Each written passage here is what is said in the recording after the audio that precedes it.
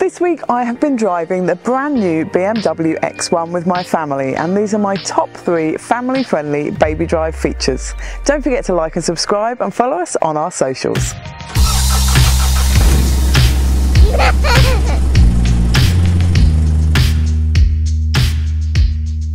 Number 1 is the boot space in the X1. Not only will it hold a twin pram in the boot, but underneath that boot floor is an enormous amount of storage.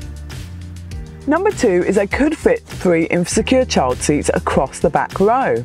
Now I've got the Attain More and Achieve More either side, forward facing, and a versatile folding booster seat in the central seat. Only those combination would fit. I couldn't fit a third full-size child seat in that central seat, but legroom is good back here too. Number 3 is the voice control in the BMW X1. Hey BMW!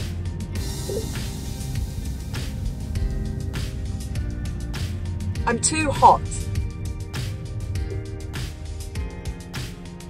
I will reduce the temperature.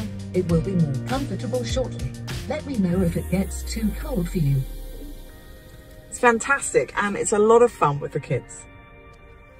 I have loved driving the X1 with my family this week. To see the full review, go to BabyDrive.com.au.